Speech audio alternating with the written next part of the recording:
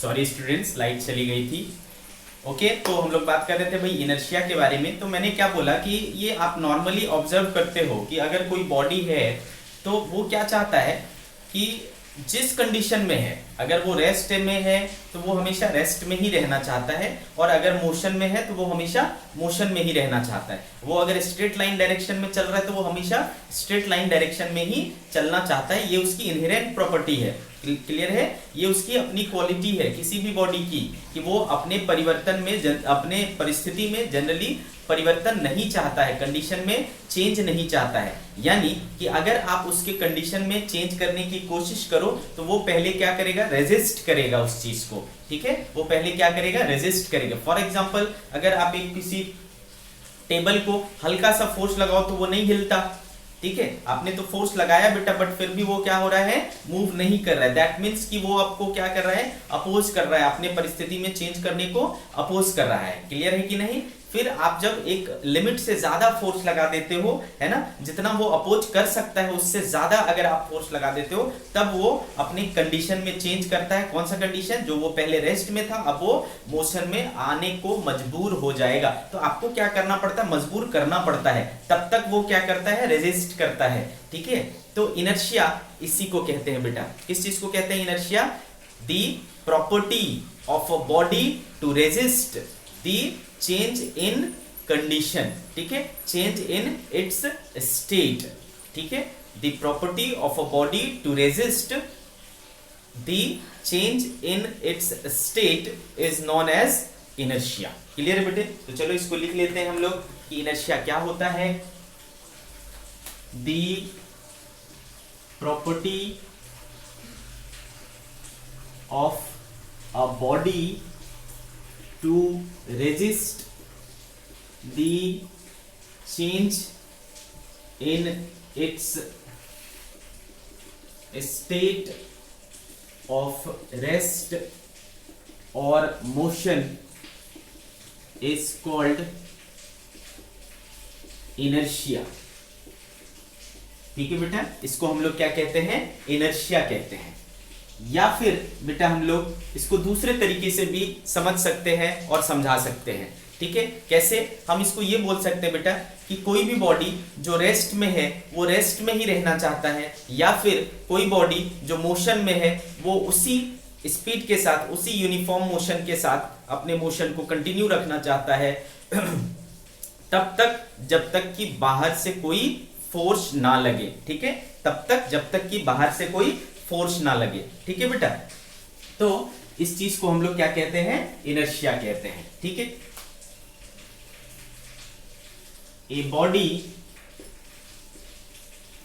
In the state of rest और state of uniform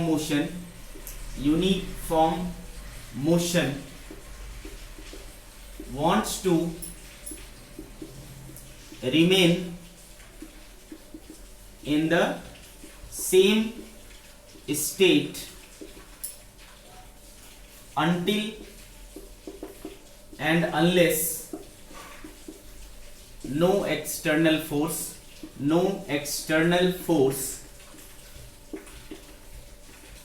acts upon it।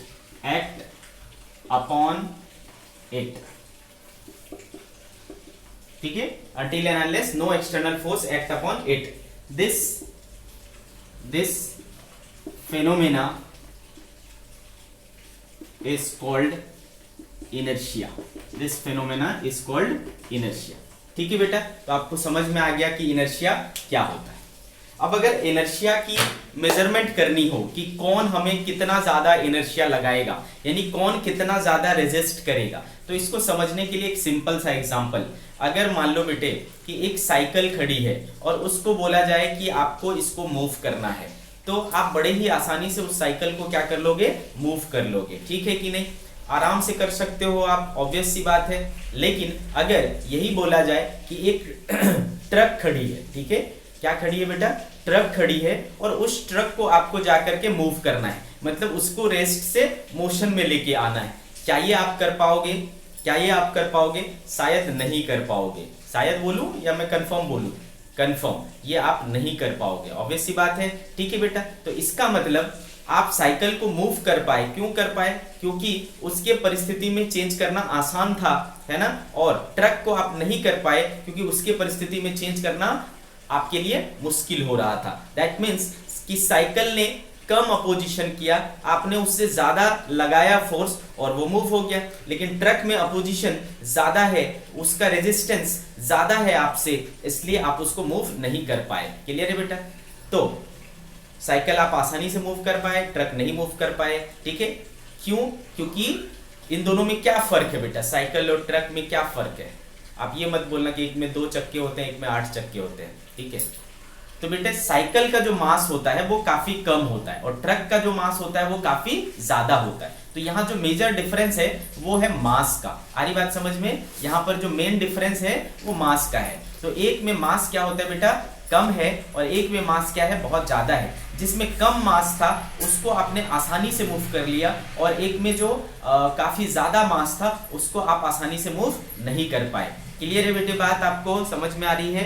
तो जिसका जितना ज्यादा मास होगा बेटा, उसके कंडीशन में चेंज करना उतना मुश्किल होगा। क्लियर है, मतलब वो उतना ज्यादा रेजिस्ट करेगा, यानी उसका इनर्शिया उतना ज्यादा होगा। सिमिलरली जिसका मास जितना कम होगा वो अपोजिशन उतना कम करेगा, वो उतना कम रेजिस्ट करेगा। ठीक है, यानी उसकी इनर्शिया क्या है बेटे, कम है। आ रही बात समझ में आपको। तो मैं क्या बोल रहा हूं बेटा, इनर्शिया जो है वो किससे मेजर कर सकते हो, तो बॉडी के मास पर डिपेंड करता है। जिस बॉडी का मास जितना ज्यादा उसका इनर्शिया उतना ज्यादा, जिस बॉडी का मास जितना कम उसका इनर्शिया उतना कम। आ रही बात समझ में आपको। तो मैं यहां पर एक लाइन लिख सकता हूं नोट करके, आपको भी याद रखना है। डायरेक्टली क्वेश्चन पूछा जाता है कि क्या बेटा, What is the measurement of inertia? So हम कह सकते बेटा mass is the measurement of inertia. Mass is the measurement of inertia. Clear है बेटे, mass is the measurement of inertia. क्या मतलब हुआ बेटा, greater is mass, greater is mass, ठीक है, greater is inertia. Greater is it's inertia. जिसका मास जितना ज्यादा उसका इनर्शिया उतना ज्यादा। आ रही बात समझ में आपको। तो ये समझ में आ गया कि आखिर इनर्शिया होता क्या है। ओके बच्चे, next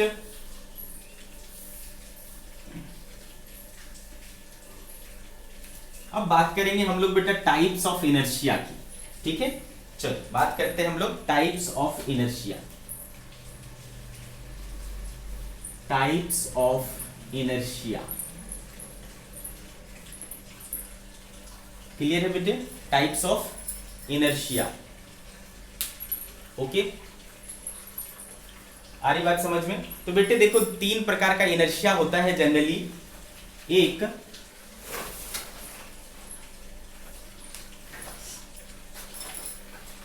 inertia of rest, inertia of rest. एक होता है बेटा inertia of motion, inertia of motion, and एक होता है बेटा inertia of direction, inertia of direction. बताओ बच्चे, ये मैं कोई नई बात कर रहा हूं क्या, कि ये सारी बातें आपको पहले से पता है? ऑब्वियसली ये सारी बातें आपको पहले से पता है, मैं पूरी तरीके से कंफर्म हूं। ठीक है, कि इनर्शिया ऑफ रेस्ट क्या होता है, इनर्शिया ऑफ मोशन क्या होता है, इनर्शिया ऑफ डायरेक्शन क्या होता है। ठीक है बेटे, तो सबसे पहले बात करते हैं इनर्शिया ऑफ रेस्ट की। तो बेटा इसका सीधा मतलब है कि जो बॉडी रेस्ट में है वो क्या चाहेगा, रेस्ट में ही रहना चाहेगा तब तक जब तक कि बाहर से कोई फोर्स ना लगे। ठीक है बेटा, तो इनर्शिया ऑफ रेस्ट को मैं डिफाइन कर लूंगा, a body in the state of rest, in the state of rest wants to remain in the state of rest until and unless no external force act upon it. ठीक है, इसको कहते हैं बेटा inertia of rest. This is called inertia of rest. Clear है बेटे?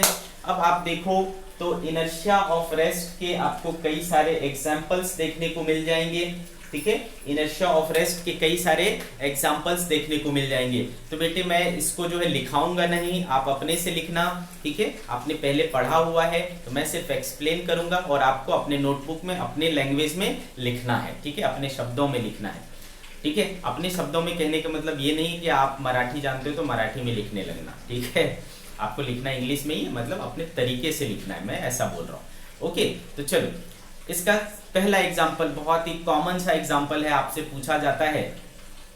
ठीक है, कि बेटे अगर एक बस है ना, बस में पैसेंजर बैठे हैं और बस जब अचानक से चल पड़ती है तो पैसेंजर क्या होता है बेटा, पीछे की तरफ जर्क खाता है ना, पीछे की तरफ धक्का लगता है उनको, है ना। तो ऐसा क्यों होता है?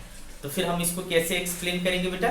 तो अगर हमें एक लाइन में लिखना हो, ठीक है, अगर हमें एक लाइन में लिखना हो तो हम बोलेंगे due to inertia of rest. ठीक है, अगर मुझे एक लाइन में लिखना है तो मैं बोलूंगा due to inertia of rest. लेकिन अगर मुझे एक्सप्लेन करना है तो मैं कैसे करूंगा? तो बेटे बिफोर स्टार्ट, इसको एक्सप्लेन, पहले क्वेश्चन लिखेंगे। आप क्या लिखेंगे बेटा? When a bus suddenly starts, why the passengers get backward jerk. ठीक है, समझ गए? ऐसे आप क्वेश्चन लिख लेंगे। एग्जाम्पल सॉरी, इसको एक्सप्रेस कैसे करेंगे, एक्सप्लेन कैसे करेंगे? तो ऐसे बोलेंगे कि before starting bus and passenger both were in the state of rest. Obvious सी बात है, दोनों के दोनों क्या थे? रेस्ट में थे। व्हेन बस सडनली स्टार्ट्स, तो बस चल पड़ी बेटा, लेकिन जो हमारा बॉडी है वो अब भी क्या चाहता है? रेस्ट में ही रहना चाहता है, due to inertia of rest. ठीक है, तो बस निकल जाती है आगे, लेकिन हमारा जो पोर्शन, हमारा जो लोअर पोर्शन है शरीर का, बॉडी का जो लोअर पोर्शन है वो बस के कांटेक्ट में होने की वजह से आगे सरक जाता है बस के साथ। बट जो हमारा बैक मतलब अपर पोर्शन है, बॉडी का अपर पोर्शन है, वो क्या चाहता है? अभी भी रेस्ट में रहना चाहता है, यानी पुराने पोजीशन को मेंटेन करना चाहता है। तो हम पीछे की तरफ झुक जाते हैं, पीछे की तरफ धक्का खाते हैं। आ रही बात समझ में? So we have to explain it like this. Before starting the bus and the passenger both were in the state of rest. When bus starts suddenly, the bus comes into the motion, but our body still wants to be in a state of rest due to inertia. ठीक है, due to inertia of rest. That's why we fall backward. ठीक है, that's why we fall backward. इस तरीके से आप explain कर लेंगे। तो ये एक एग्जाम्पल हो गया बेटा। ठीक है, ये एक एग्जाम्पल हो गया। सिमिलरली बेटा इसके कई और एग्जाम्पल्स आपको देखने मिलते हैं। जैसे कि मैं बोलूं कि बेटा ये जो कारपेट होते हैं, है ना, मैट होते हैं, उसको पकड़ के ऐसा ऐसा मारो, है ना, एक स्टिक से, तो उसके जो डस्ट पार्टिकल्स हैं वो बाहर आ जाते हैं। क्यों आ जाते हैं बेटा? क्योंकि जब हम एक कारपेट को एक स्टिक से ऐसा हिट करेंगे तो जो कारपेट है वो क्या आ जाएगा बेटा? मोशन में आ जाएगा। लेकिन उसके अंदर जो छोटे छोटे डस्ट पार्टिकल हैं वो अब भी क्या चाहते हैं? रेस्ट में रहना चाहते हैं। ठीक है, तो मोशन में आने के कारण हमारा जो कारपेट है वो आगे बढ़ जाता है, लेकिन जो उसमें डस्ट पार्टिकल है वो due to inertia of rest वहीं पर बने रहना चाहता है, स्टेट ऑफ रेस्ट में रहना चाहता है। इसलिए जो डस्ट पार्टिकल हैं वो कारपेट से सेपरेट हो जाते हैं और नीचे गिर जाते हैं। ठीक है बेटा, तो हाउ टू पहले क्वेश्चन कैसे लिखोगे? Why dust particles separate from the carpet और mat when we hit the carpet और मैट विद अ स्टिक। तो आप बोलोगे बेटे when we hit the carpet with the stick, the carpet comes into the motion, but the dust particles still wants to be in the state of rest due to inertia of rest. That's why है ना, dust particles separates from the carpet and falls down due to gravity. Clear है बच्चे? इसी प्रकार से आप देखते हो कि अगर एक फल लदे हुए पेड़ को अगर आप उसके ब्रांचेस को जोर जोर से, है ना, शेक करो तो उसके जो फल हैं, मतलब फ्रूट्स हैं, लीव्स हैं, वो क्या हो जाते हैं बेटा? टूट जाते हैं और गिर जाते हैं। ऐसा क्यों होता है?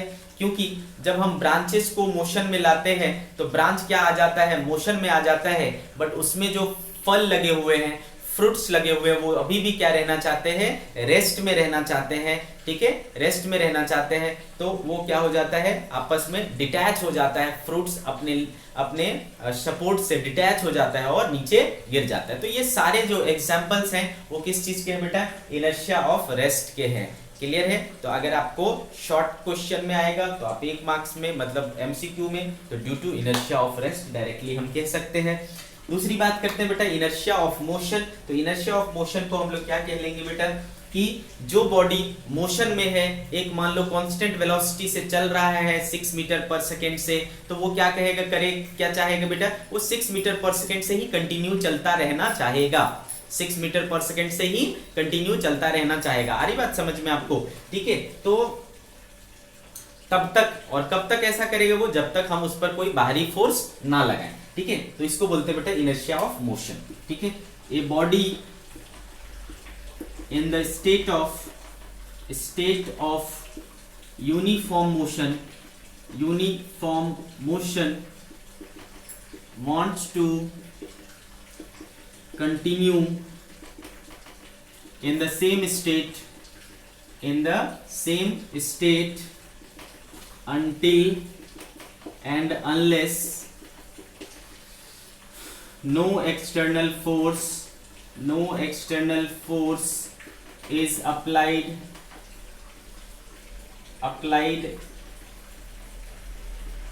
upon it।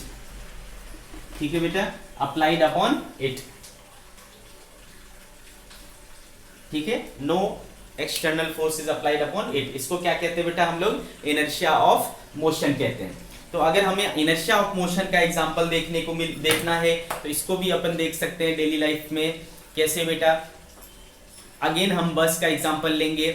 बस में जब बेटा ड्राइवर अचानक से ब्रेक लगाता है तो जो उसके पैसेंजर होते हैं वो सामने की तरफ फॉल हो जाते हैं, सामने की तरफ जर्क खाते हैं, है ना, सामने की ओर उनके ऊपर धक्का लगता है। तो इसका रीजन क्या है? तो बेटे बिफोर अप्लाइंग द ब्रेक्स, है ना, before applying the brakes the bus and the passengers both were in the state of motion, uniform motion अगर हमने लिया है। ठीक है, तो जैसे ही ब्रेक लगाया तो पूरी बस क्या हो गई, रेस्ट में आ गई। लेकिन जो हमारी बॉडी है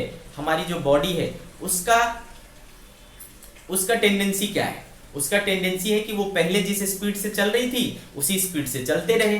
ठीक है, तो बस आ गई रेस्ट में और हम चाहते हैं आगे बढ़ना, तो हम क्या हो जाएंगे बेटा, आगे की तरफ फॉल हो जाएंगे, गिर जाएंगे। तो ये क्या हुआ बेटा, इनर्शिया ऑफ मोशन। मोशन में चेंज को अपोज कर रहा है यहाँ पर। आ रही बात समझ में? किसको रेजिस्ट कर रहा है? मोशन के कंडीशन में चेंज को अपोज कर रहा है। ठीक है, तो इसको हम कैसे, क्वेश्चन क्या लिखेंगे बेटा, why do we fall forward when a bus, a moving bus stops suddenly. ठीक है, तो इसका एक्सप्लेन करेंगे आप लोग कैसे, कि before stopping the bus and the passengers both were in the state of motion, है ना, when the bus stops suddenly, the lower portion of our body due to contact with the bus comes in the state of rest, but upper portion of the body still wants to be in the state of motion। ठीक है, still wants to be in the state of motion, that's why आ रही बात समझ में, that's why we fall forward, we fall forward। आ रही बात समझ में आपको? क्लियर है कहानी आपको? Okay, so this is inertia of motion. आ रही बात समझ में आपको? This is inertia of motion. Okay, now we will talk about inertia of direction. ठीक है, इनर्शिया ऑफ डायरेक्शन। ओके, तो देखो बेटा इनर्शिया ऑफ डायरेक्शन का क्या हो जाएगा,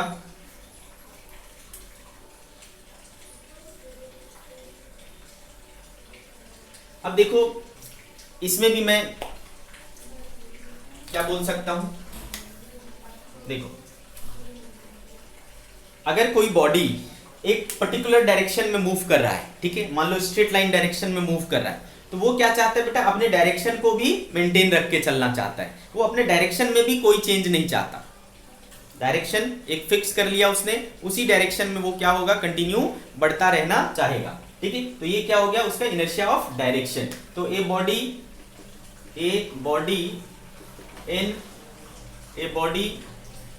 moving in a particular direction, a body moving in a particular direction wants to move in the same direction until and unless no external force is applied upon it। ठीक है बेटा, जब तक उसके ऊपर कोई बाहर से फोर्स नहीं लगेगा तो वो जिस डायरेक्शन में चल रहा है उसी डायरेक्शन में चलते हुए रहना चाहेगा। आ रही बात समझ में? इसको कहते हैं हम लोग इनर्शिया ऑफ डायरेक्शन। अगर आपको इनर्शिया ऑफ डायरेक्शन का एग्जांपल लेना हो, देखना हो, तो आप अगेन आ जाएं बेटा किसमें, बस में आ जाएं। ठीक है, बस में जब आप ट्रेवल करते हैं और अगर अचानक से बस आपकी टर्न लेती है तो आप क्या होते हैं बेटा, बाहर की तरफ धक्का खाते हैं। ठीक है, बाहर की तरफ धक्का खाते हैं। क्यों ऐसा होता है बेटा? तो बिफोर टर्न आपका जो रोड होता है वो क्या है, स्ट्रेट है। तो आप बस में है, बस अभी क्या कर रहा है बेटा, स्ट्रेट लाइन मोशन कर रहा है। तो आपकी बॉडी भी क्या चाहती है, स्ट्रेट लाइन मोशन में रहना चाहती है। बट जब अचानक से बस ऐसे मुड़ जाएगी, ठीक है, तब भी आपका बॉडी किधर रहना चाहेगा, इसी डायरेक्शन में। बस मुड़ गई इधर, आप जाना चाहते हो इधर, तो बेटा आप क्या हो गए, देखो ऐसे खिड़की के साइड, विंडो साइड में क्या हो जाते हो, झुक जाते हो, है कि नहीं बेटा? विंडो साइड में क्या हो जाते हो, झुक जाते हो। आ रही बात समझ में? तो इसको कहते हैं बेटा इनर्शिया ऑफ डायरेक्शन। ठीक है, तो कैसे लिखोगे बेटा? तो इसको आप बोलोगे कि when a bus takes a sharp turn, why the passenger, है ना, why the passenger moves aside. ठीक है, एक साइड क्यों हो जाता है? तो इसका एक्सप्लेनेशन क्या होगा बेटा, due to inertia of direction, because before taking the turn the body and the मतलब passenger and the bus both were in straight line motion.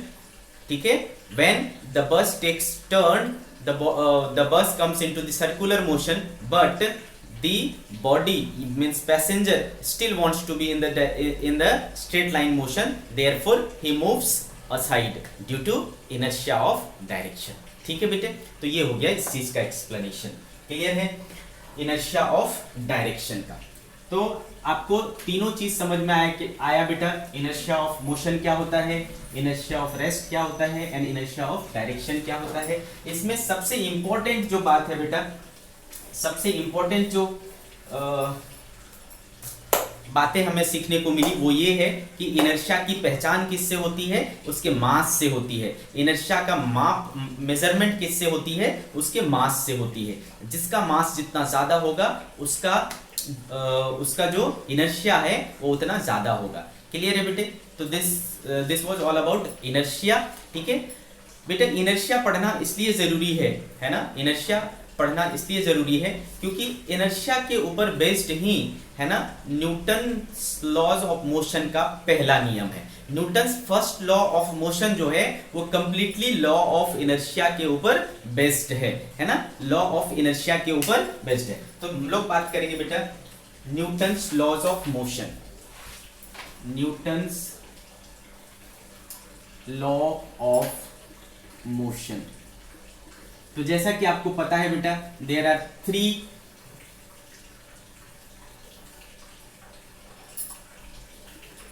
Laws of motion, है ना, गिवन बाय न्यूटन। ठीक है, तो आपको जैसा कि पता है बेटा, न्यूटन साहब ने क्या किए थे, 3 लॉ दिए थे, है ना। एक को हम लोग क्या कहते हैं बेटा, Newton's first law of motion, second is Newton's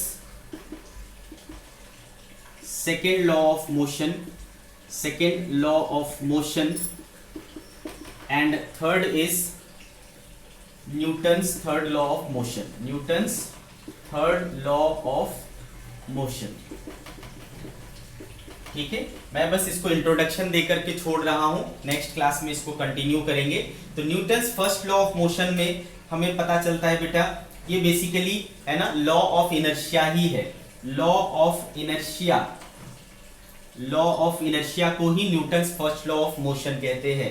ठीक है, और इससे हमें जो इंपॉर्टेंट चीज मिलती है वो है डेफिनेशन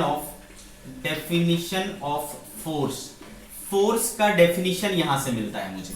क्या मिलता है बेटा? डेफिनेशन ऑफ फोर्स हमें मिलती है Newton's first law of motion से। कोई अगर पूछे कि Newton's first law of motion से हमें क्या मिलता है बेटा, तो फोर्स का डेफिनेशन यहां से मिलता है हमें। Newton second law of motion में फोर्स का फॉर्मूला मिलता है, जो हम लोग पढ़ा करते थे बेटा, F equals to mass into acceleration. तो ये जो है हमें मिलता है कहां से? सेकेंड लॉ से। ठीक है, Newton second law of motion हमें क्या देता है? Formula of force, formula of force. Clear है बेटा? और तीसरा चीज जो Newton's third law of motion है, ठीक है बेटे, Newton's third law of motion जो है वो हमें ये बताता है कि जहां भी कोई भी एक्शन होगा वहां पर एक्शन के बराबर रिएक्शन होगा। ठीक है, तो ये तीनों चीजें भी आपने अच्छे से पढ़ी है। मैं आपको बोलता हूं कि अगर आपके पास 9th की बुक है तो एक बार जरूर रिवाइज करें। कल हम लोग इन तीनों टॉपिक्स को कवर करेंगे बेटे। ठीक है, तो आज की सभा यही समाप्त करते हैं बच्चों। Bye bye.